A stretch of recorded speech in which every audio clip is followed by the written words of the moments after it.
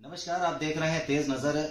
आज फिर एक बार फिर से हम हिंदू आर्मी चीफ सुशील तिवारी जी के साथ हैं, जो कि जो भी मामले आते हैं उन पे वो गरजते हैं। लेकिन आज ये देखना चाहते हैं कि लखनऊ का जो एक मामला सामने आया है कि एक नशे में धुत तौफीक नामक व्यक्ति ने शनि भगवान व हनुमान जी की मूर्ति को पत्थर मार के तोड़ दिया है। एक ऐसा मामला सामने आया है टीले वाली मस्जिद के जस्ट सामने हनुमान जी की मंदिर है, वहां पे मंदिर में मूर्तियों को तोड़ दिया गया पत्थर मार के।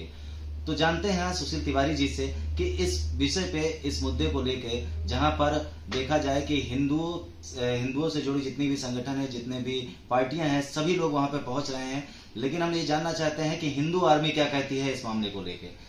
नमस्कार सर, आपका बहुत बहुत स्वागत है तेज नजर चैनल में। सर, एक मामला सामने आया है लखनऊ का, जो कि बहुत ही ज्यादा इस समय ट्रेंडिंग है।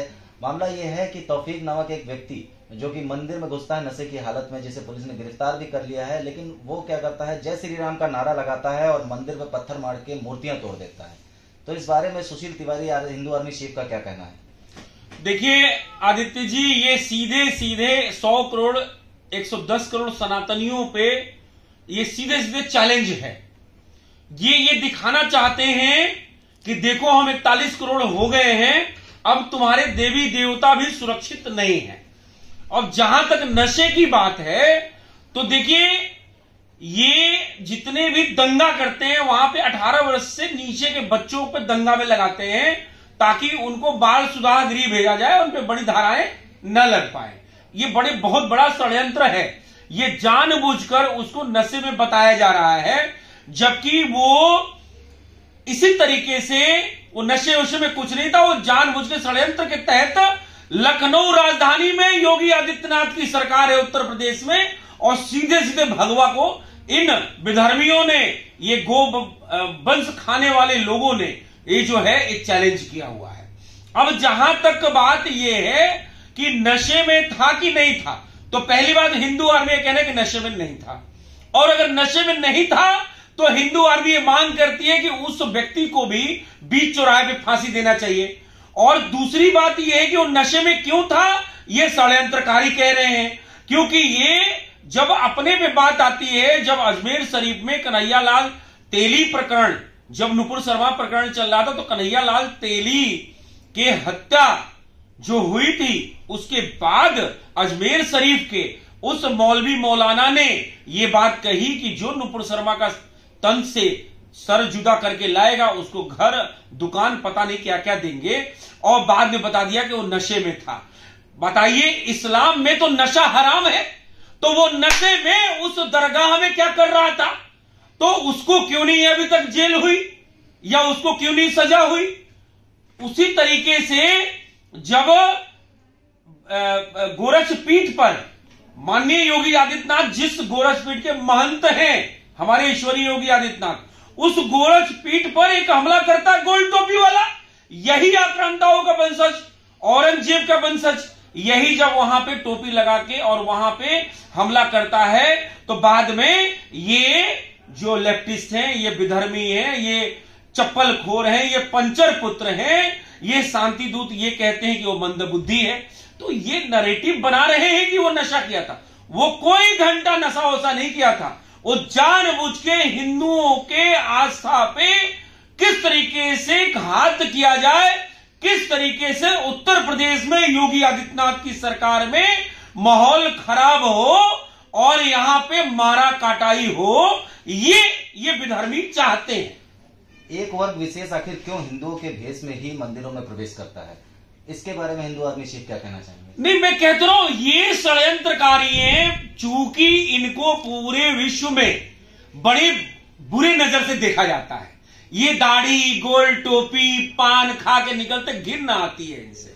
इनकी शक्ल देख लीजिए तो दिन भर खाना नहीं मिलेगा, ठीक है। ये हड्डी तोड़ने वाले, भैंसा खाने वाले, गो मांस खाने वाले, गो हत्या करने वाले, अपनी बहन से विवाह करने वाले, 25-25, 50-50 बच्चे पैदा करने वाले, झुग्गी झोपड़ी में रहने वाले, ये कुकुरमुत्ते, विधर्मी, अधर्मी, शुक्राचार्य के वंशज, इनको देख लीजिए तो घिन आती है। तो ये अपने नाम से और अपने पहचान से तो ये कहीं और जा नहीं सकते, खासकर हिंदू स्थलों पर तो जा नहीं सकते। तो ये षड्यंत्रकारी, नेचुरल सी बात है, भगवा पहनेंगे, रक्षा सूत्र लगाएंगे, नाम अपना सिवार रख लेंगे, लेकिन नाम बाद में खोदो तो निकलेगा तौफीक। ठीक है, नाम हिंदू रख के, अभी आपने देखा चिन्हट में जो है किस तरीके से वो पकड़ा गया, विवाह भी कर लिया था, उसके पहले से बीवी थी, नाम उसने हिंदू रखा हुआ था, और बाद में वो निकला क्या, यही कट्टरपंथी निकला। तो इनका सिंगल एजेंडा है कि नाम बदलकर यहां पे मल्टीपल जिहाद करना है। वो लव जिहाद हो, जमीन जिहाद हो, कुछ भी करके इनका जो लक्ष्य है वो पूरा होना चाहिए। तो इसमें कोई नई बात नहीं है। कुल मिला के ये है कि योगी आदित्यनाथ की सरकार है, वो तुरंत गिरफ्तारी हो गई है। इस वजह से हमारी ही सरकार है, तो हम अपनी सरकार के खिलाफ विरोध प्रदर्शन क्या करें। भाई सरकार ने इमीडिएट कार्रवाई करी है, उस आक्रांता को भाई उठा के, पागल कुत्ता हो जाएगा तो उसको अब क्या करेंगे, पागल कुत्ते को तो गोली मार देंगे। अब इन पागल कुत्तों को गोली मारने का संविधान इजाजत तो देता नहीं है। उनको पोसो पालो, उनको फ्री का राशन जेल में खिलाओ, और पता नहीं कब फांसी होगी, कब सजा होगा। ठीक है, और कानून में भी इतने पेच हैं कि फिर जो है कुछ ना कुछ मंदबुद्धि और नशे में था करके छूट जाते हैं। तो कुल मिला के हमें इस कानून को बदलने की जरूरत है। इसी तर्ज पर हिंदू आर्मी, चाहे हिंदू महापंचायत 3 अप्रैल को की हो, चाहे हमें जेल भी जाना पड़ा हो, तिहाड़ हम जेल भी होके आए, उसमें भी हमने मंदिर मुक्ति अभियान का जो पूरे राष्ट्रव्यापी आंदोलन पिछले 7 सालों से हम लोग चला रहे हैं, इसलिए चला रहे हैं कि आप अगर जाएंगे मथुरा में तो वही कृष्ण जन्मभूमि है, वो सरकार के अधीन है, लेकिन वही बगल में उनका मस्जिद है, वो जो है सरकार के अधीन नहीं है। तो ये दोहरा चरित्र जो कानून के जरिए ये लोग फायदा उठा रहे हैं, उस कानून के लिए, इसीलिए एक समान नागरिक संहिता देश में लाने की बात चल रही है, ताकि आज उत्तर प्रदेश में शांति का माहौल है, हिंदू और मुस्लिम जो है बिल्कुल शांति से रह रहा है, कोई दंगा नहीं हो रहा। तो जो दंगा करने वाले, जो दुकान चलाने वाले लोग हैं, उनको चुन्नी काट रही है, तो किसी न किसी से तो मंदिर मूर्ति तोड़वाएंगे, और इस तरीके से किस तरीके से सौहार्द बिगड़े, इसका वो काम कर रहे हैं। तो इसके पीछे पीएफआई जैसे लोग, चंद्रशेखर रावण जैसे लोग, भीम आर्मी जैसे लोग, और ये जितने भी बामन मेश्राम जैसे लोग, ये ओम प्रकाश राजभर जैसे लोग, ये लगे हुए हैं कि किस तरीके से शांति व्यवस्था यहां पे गड़बड़ हो, ताकि हम जो है जैसे बिहार में सरकार चेंज कर पाए, यहां भी सरकार चेंज करें। भाई योगी सरकार बेदाग है, योगी सरकार बेदाग है, योगी सरकार पे दंगे की दाग कैसे लगे? तो ये आप मुझे बताइए, हिंदू आक्रोशित नहीं होगा? हमारे आराध्य बजरंग बली का तुम मूर्ति तोड़ दोगे, खंडित कर दोगे, हम तुम्हें छोड़ देंगे, तो नेचुरल सी बात है, इसमें दंगा तो भड़कना है। तो कहने का मतलब यह है कि इसीलिए हिंदू आर्मी अभी तक उस स्थल पे नहीं गई है कि हम कोई भी जो है दंगा और इसके खिलाफ हैं, क्योंकि योगी सरकार है, हम अटूट भरोसा करते हैं, हमारे वो प्रेरणा स्रोत हैं, हमें उन पे अटूट विश्वास है। फिलहाल वो जो भी विधर्मी है जिसने हमारा भगवान को खंडित किया है, उसको योगी जी की पुलिस ने ठीक ठाक दवाई देने का काम किया। यहां दवाई ठीक मिलती है, इससे हम लोग बिल्कुल अस्वस्थ हैं, लेकिन हां ये जरूर है कि उसको जल्द से जल्द फांसी जैसी सजा कोई मिलनी चाहिए, नहीं तो इनके और ज्यादा और मन बढ़ने लगे हैं। आप देखिए घटनाओं पे घटनाएं हो रही हैं।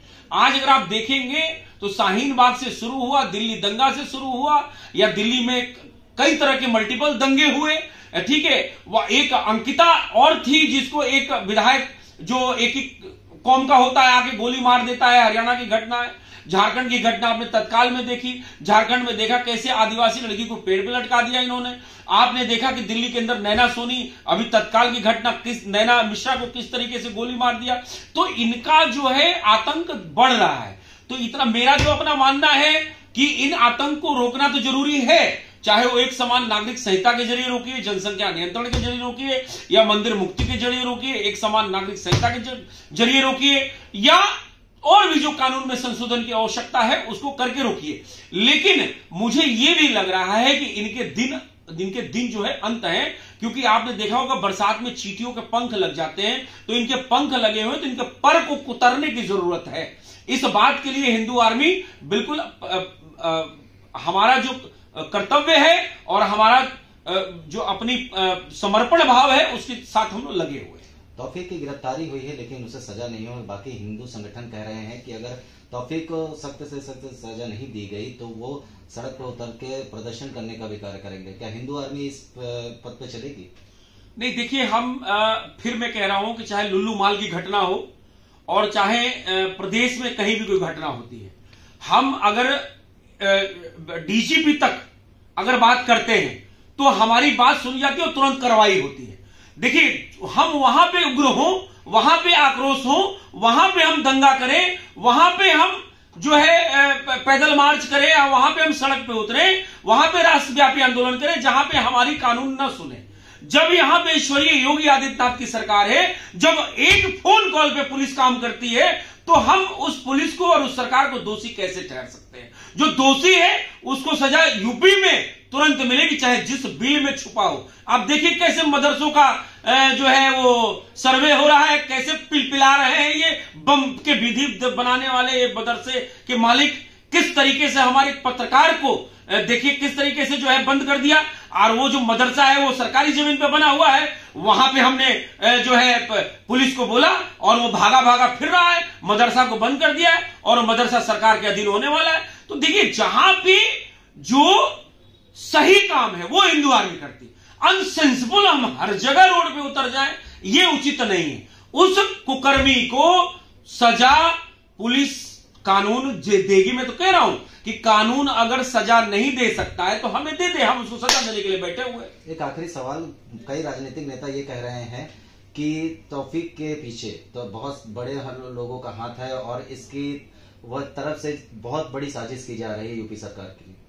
नहीं, मैं तो आपको बोला, मैं पहले ही वक्तव्य में बोला कि ये चाहे जब इनकी अपने ऊपर आती है, वो शाही मस्जिद में कोई घटना हो तो वहां बोल देंगे नशे में था, जबकि इनके इस्लाम और शरीयत में कहीं भी नशा का, ब्याज का, इस तरह का कोई भी नहीं है, फिर नशा क्यों कर रहा है वो?